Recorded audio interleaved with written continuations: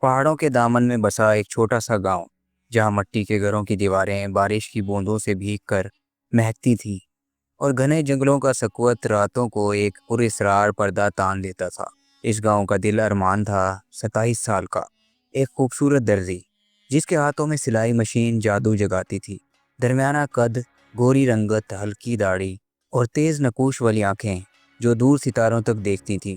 اس کی دکان گاؤں کے چوک میں تھی، جہاں سے سلائی مشین کی کھٹ کھٹ اور گاہکوں کی آوازیں گونجتی تھیں۔ گاؤں کی لڑکیاں اسے چھپ کر دیکھتیں، سرگوشیاں کرتی۔ ارمان جیسا کوئی نہیں، نہ حسن میں نہ ہنر میں، لیکن ارمان کے چہرے پر ایک اداسی چھائی رہتی، جیسی کوئی گمشدہ خواب اس کے دل میں ہو۔ راتوں کو جب گاؤں سو جاتا، ارمان اپنی کھڑکی سے باہر دیکھتا۔ بارش کی آواز، جنگل سے اٹھتی سرسراہٹ اور دور قبرستان سے آنے والی عجیب آوازیں اسے بے چین کرتی۔ وہ سوچتا، زندگی بس یہی ہے، کپڑوں کی سلائی، گاہکوں کی باتیں۔ اسے لگتا تھا کہ کوئی چیز، کوئی شخص اس کے خلا کو بھر سکتا ہے۔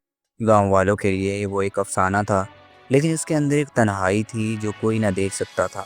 ایک رات جب طوفان آسمان کو چیر رہا تھا، ارمان کی زندگی بدلنے والی تھی، ایک ایسی ملاقات سے جو اسے محبت، خوف اور پر اسراریت کے درمیان لے جائے گی۔ ایک طوفانی رات تھی، آسمان کڑک رہا تھا، بارش زمین پر تیز تیز گر رہی تھی اور ہوا درختوں کو جھنجھوڑ رہی تھی۔ ارمان نے دکان بند کی اور گھر کی طرف چل پڑا۔ راستہ سنسان تھا، صرف بارش کی آواز تھی اور اس کی اپنی سانسوں کی گونج۔ اچانک اس نے دور ایک لڑکی کو دیکھا، جو سفید لباس میں ملبوس تھی، جو پرانا اور پھٹا ہوا لگ رہا تھا۔ اس کے لمبے کالے بال بارش سے بھیگے ہوئے تھے اور اس کی آنکھیں سبز رنگ کی تھی، جیسے کوئی غیر فطری روشنی ان سے پھوٹ رہی ہو۔ ارمان رک گیا، دل میں ایک عجیب سی ہلچل تھی۔ تم یہاں کیا کر رہی ہو؟ بارش میں بھیگ جاؤ گی، اس نے کہا، لیکن اس کی آواز میں ہلکی سی لرزش تھی۔ لڑکی نے مسکرا کر جواب دیا، بارش مجھے چھو نہیں سکتی، یہ لباس سلوانا ہے، کیا تم کر سکتے ہو؟ اس کی آواز نرم تھی، لیکن اس میں ایک گہرائی تھی جو ارمان کے دل کو چھو گئی۔ اس نے دیکھا کہ اس کے پاؤں زمین سے کچھ بلند ہیں، جیسے وہ ہوا میں تیر رہی ہو۔ بارش کی بوندیں اس کے کپڑوں پر گرتی ہی نہیں تھی۔ ٹھیک ہے، کل دکان پر آ جانا، ارمان نے جلدی سے کہا اور تیزی سے آگے بڑھ گیا۔ رات بھر وہ سو نہ سکا، وہ سبز آنکھیں اس کے ذہن میں گھومتی رہیں۔ کون تھی وہ؟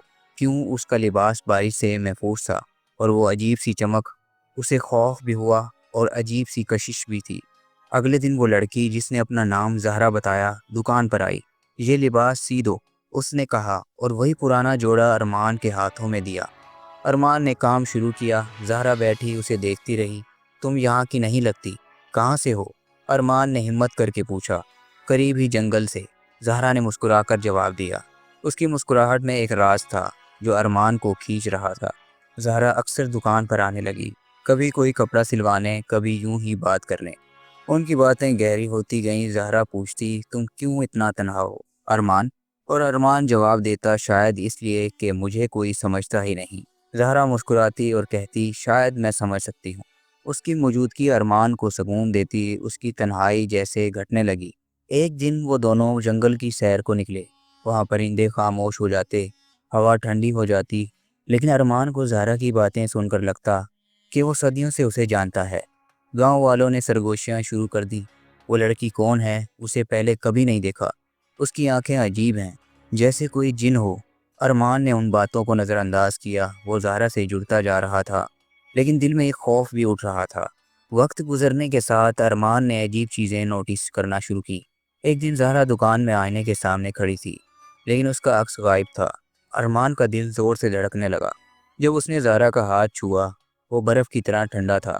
جب وہ آتی، پرندے چپ ہو جاتے اور دکان کی ہوا میں ایک عجیب سی سردی پھیل جاتی۔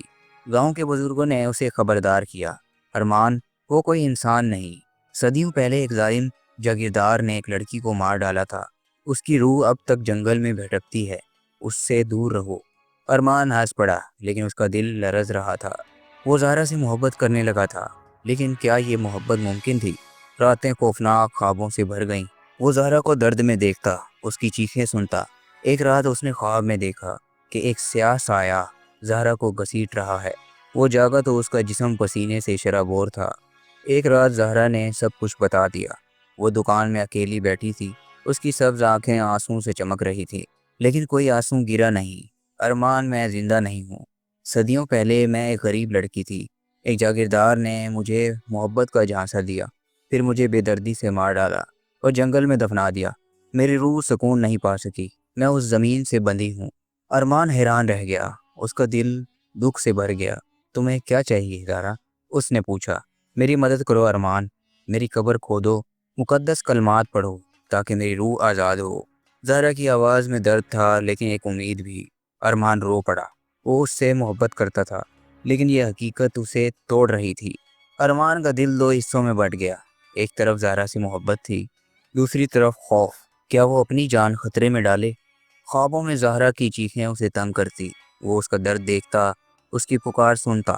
ایک رات اس نے خواب میں جاگیردار کا سایہ دیکھا، ایک شیطانی شکل جو زہرا کو اذیت دے رہی تھی۔ ارمان نے فیصلہ کر لیا، وہ زہرا کو آزاد کرائے گا، چاہے اس کی جان ہی کیوں نہ چلی جائے۔ آدھی رات کو ارمان جنگل کے قبرستان پہنچا۔ بارش ہلکی ہلکی گر رہی تھی، ہوا میں ایک خوفناک سرسراہٹ تھی۔ اس نے زہرا کی بتائی جگہ پر قبر کھودنا شروع کی۔ اچانک ہوا رکنے لگی اور ایک سیاہ سایہ نمودار ہوا، جاگیردار کی روح۔ اس نے ارمان پر حملہ کیا۔ زہرا کی چیخیں بلند ہوئی، ارمان ہمت نہ ہارو۔ ارمان نے مقدس کلمات پڑھے، اس کا جسم کانپ رہا تھا لیکن وہ رکا نہیں۔ سایہ چیختا ہوا غائب ہوا اور قبر سے روشنی پھوٹی۔ زہرا کی روح آزاد ہوئی، وہ روشنی میں ڈوب گئی۔ اس کی سبز آنکھیں ارمان کو دیکھ کر مسکرائیں۔ شکریہ ارمان، تم نے مجھے سکون دیا، اس نے کہا اور غائب ہو گئی۔ ارمان تنہا رہ گیا لیکن اس کے دل میں ایک عجیب سا سکون تھا۔ گاؤں والوں نے اس واقعے کو افسانہ بنا دیا۔ برسوں بعد بھی لوگ ارمان اور اس جن لڑکی کی کہانی سناتے۔ دوستو، امید کرتا ہوں آپ کو یہ ویڈیو پسند آئی ہوگی۔ ویڈیو اچھی لگی ہے تو لائک اور شیئر ضرور کیجیے گا۔ ملتے ہیں نیکسٹ ویڈیو میں، تب تک کے لیے اللہ حافظ۔